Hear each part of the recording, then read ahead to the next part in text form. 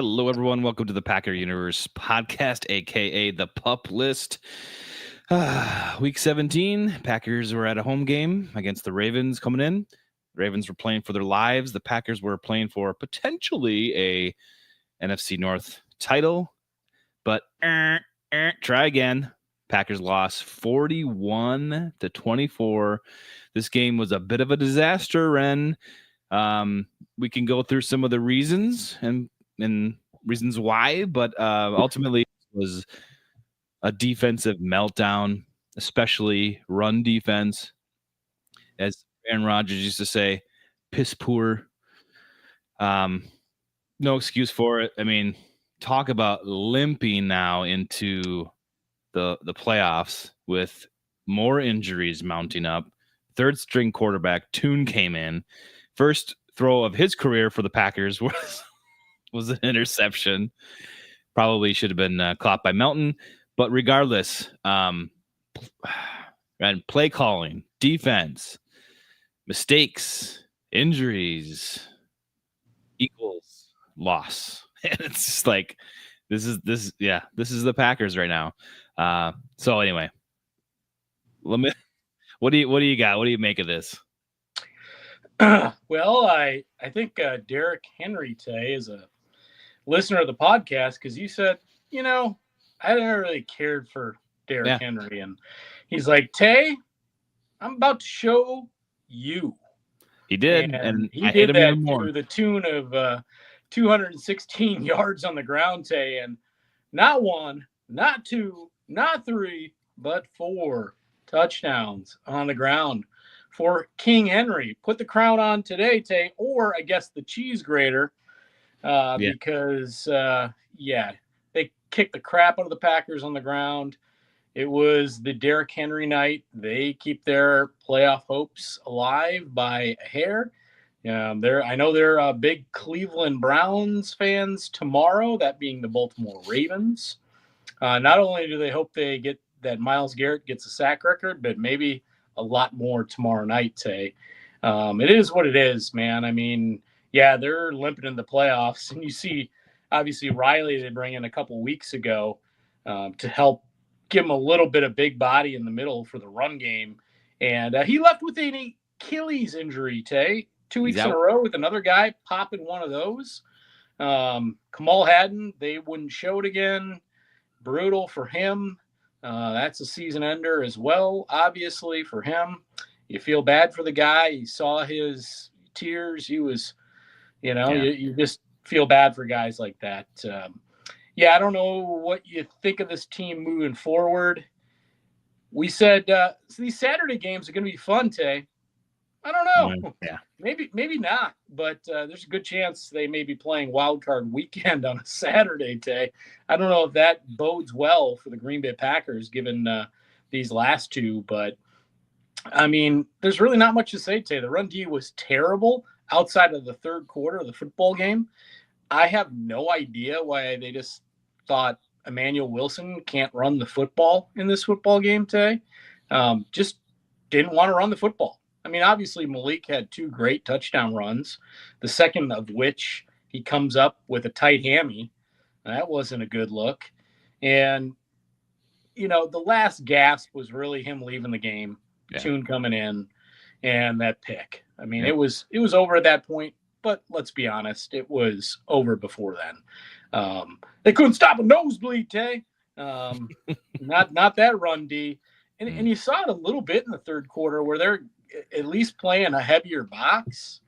Not sure why, once Henry is just kicking the crap out of him, to start the game like that they're just not saying, hey, let Hundley beat us and really play a much heavier box and, leave it to your secondary to see what they can do. But, I mean, that's just a brutal look tonight, Tay, but Derrick Henry owned him.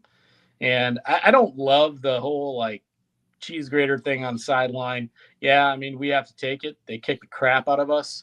But why? It kind of seems unprofessional. I mean, the Bears doing it in the locker room after they win a big one against the Packers, you kind of get it. But these teams... It's funny, Ren. Come on. Yeah, it's hilarious. I mean, these teams our non-conference opponents. I don't get it, man. Maybe I'm just, whatever. It's just hard to watch. But yeah, they kick the crap out of us. So I just wonder, Tay, and what your thoughts are. They're going to have to sign a quarterback this week because I don't know what Malik's health is going to be going into the Minnesota game, and how much. I know the whole argument all week will be rest versus rust. What do you do? Frankly, the way this team is banged up. I mean, Josh Jacobs shouldn't have been in the football game today. He what at one point he had 4 carries for 3 yards. Like just no. Like those should have been all Emmanuel Wilson carries.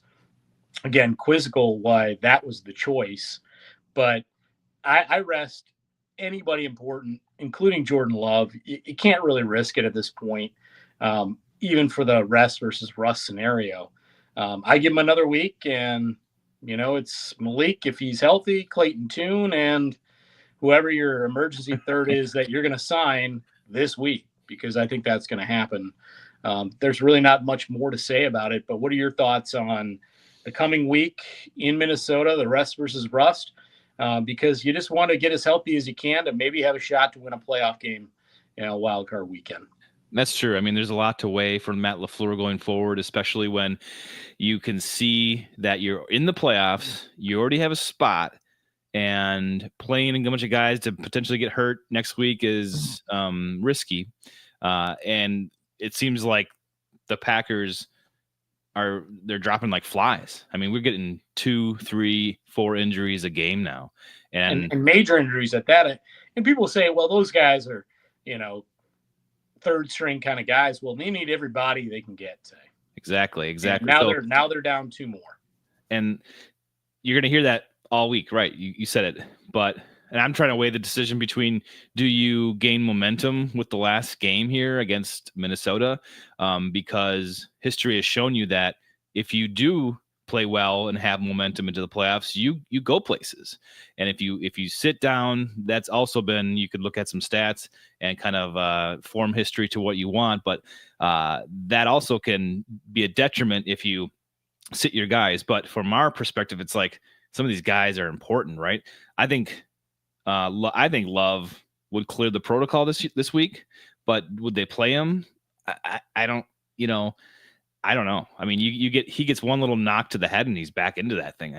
I feel like, so yeah, that's definitely going to be the talk of Packer media and podcasts like us and everything out there. So I'm trying to weigh that myself, but I kind of lean towards get your asses out there and show us you can win a football game. I mean, let's do it. Let's get momentum and push forward.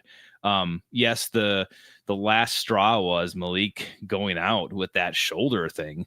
He went to the locker room and he came out right away. I figured he was probably getting an MRI. They wanted to see if something was torn inside there. Maybe he was getting the old Brett Favre injection, like whatever that juice was to get him back in there. But you never saw Malik again, probably because that interception happened.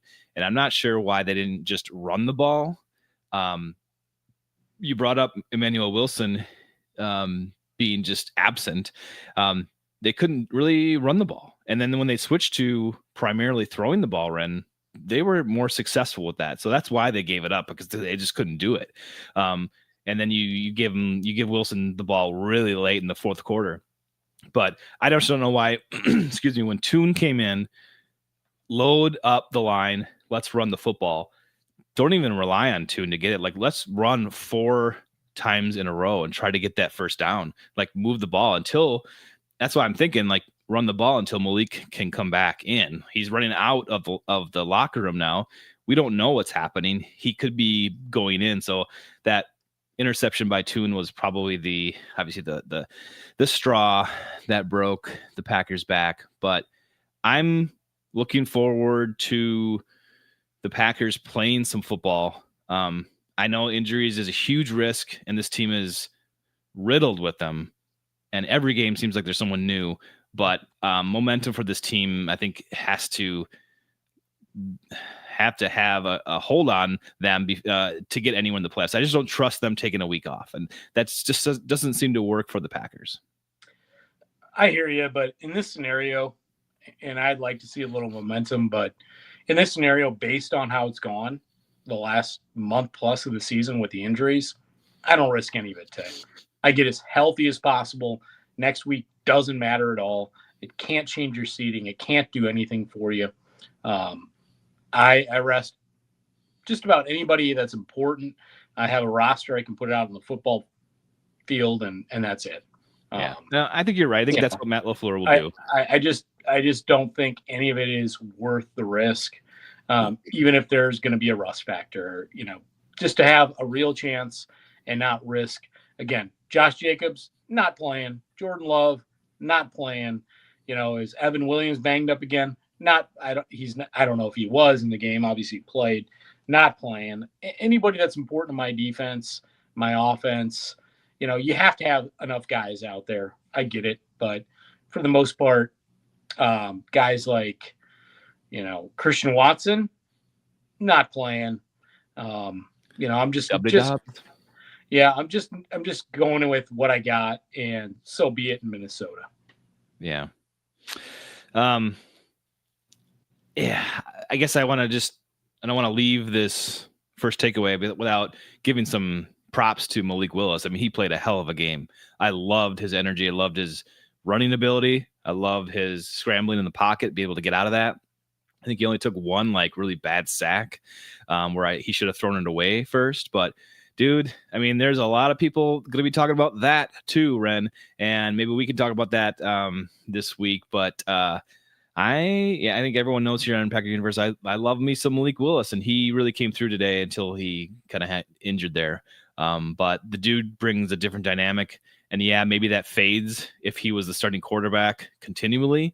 Like, you could figure him out, and defenses could, do something against him. But right now, he's kind of a unknown, and people aren't ready for him, or they're just, I don't know, being dominated by his athleticism. But I like me some Malik Willis, man. Even the passing. I know you're doing. And listen, Malik had a great game. He deserves credit for all that, keeping him in the game, I guess. Really, the defense was doing everything they could to not keep him in the game, and he was doing his best to still keep him in the game. One thing I'll say about Malik, Tay, I know you're a big fan, and listen, I like the guy too. As my quality, probably one of the best backups in the NFL, if not the best. I think he's a little undersized, and I think a full season, we'll see. Somebody's going to give him the chance, and he deserves it. But we'll see if that smaller stature of his maybe isn't able to get him through a full season. I don't know. So yeah, I wouldn't. I'm personally not worried about that. Major props to, I think, the wide receivers today. Besides that Bo Melton drop and interception, I think they played well for the Packers, for Malik. They were able to grab a lot of those. Obviously, the run game just wasn't enabled, or they weren't successful at it, so they just kind of gave up. And they certainly didn't adjust. Yeah. I mean, again, you saw it a little bit in the third quarter. There was a third down they converted. I want to say that they were right around the Packers 40-yard line, and it was 3rd and 5, I want to say. And you had press man to the left, and then you had Javon Bullard 5 yards off, and I literally queued on it right before it happened. I don't know if you remember that play. And, yep, they went right to that guy right in front of Javon Bullard. And sure, he taxes him right there, but after they converted the third down. Yeah, I remember it was just it was a quizzical look, like, really, you're doing this on third down? Everybody's tight, but this guy's getting the 5-yard, gap. Yeah. And why? Why you give him that cushion? I have no idea. But there were a lot of quizzical moments with how this defense played tonight, Tay, and it was bad defense. So get back to the drawing board, Jeff, because teams are definitely going to look at this going to the playoffs, and likely it's going to come down to how the Bears and how the Eagles finish the season, who ends up being number 2 versus number 3, because we know number 4 is going to be either Carolina or Tampa. They won't face them. Obviously, won't face that number 1 seed because they'll have the bye. So it'll be the Eagles or the Bears week 1, and they have to get ready for that. That's what they have to watch a lot of film on the next 2 weeks. Be damned the Vikings game. They need to get ready, and they need to figure out, both these teams are going to be like, well, we kind of smell blood in the water. We're going to run it at them until they prove they can't stop, that they can stop us. Yeah, they need to get something done with that interior defensive line. It's just again, it seems like a position of need, deep into the 2025 season. That, and of course, I don't know if they're necessarily like not as deep, but that just like maybe the play is off, right? The defensive line play isn't so good. They brought in a couple of free agent or guys, right, from the big boys, but that doesn't seem to be doing anything. I think one of them has been a scratch, and the other one got injured. So they got to do something there, and we'll talk about it, in the offseason. But the cornerback issues, still a little weak sauce there. Everything seemed a little off, but the offense was good enough, but I hang the fault a lot on the play calling. We had lots of times today that the play calling was terrible. That fourth down. I mean, you and I even haven't. Neither of us discussed. Obviously the turnover on downs. They can't get a 4th and inches, and then the bad snap. Obviously LaFleur was livid on the sideline, but Malik wasn't ready for that. He's trying to change the play call there and gets it snapped into the front of his helmet. Doink. I mean, those two field positions, flips obviously gave Baltimore points. And, that when you look back at it with the run defense and especially those two things occurring in the first half, I mean, that essentially was your ball game there, Tay. They fought hard. They did some nice things on offense, but really it was pretty much out of reach in the second half. Yep. They just couldn't stop them from scoring. So the Derrick Henry show was disgusting to me tonight. I hated it, but we could not do anything to stop that.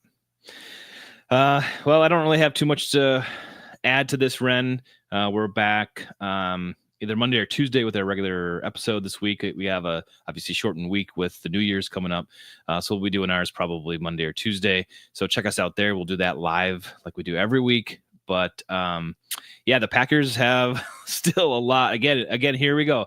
Another first takeaway with ending with the Packers got a lot of work to do. They have to get some stuff figured out. They have to add some players. I mean, it's 3 losses in a row, Ren. And you said you did not want that. And that's exactly what we got. It's about to be 4, Tay. So until episode 341 on the pup list.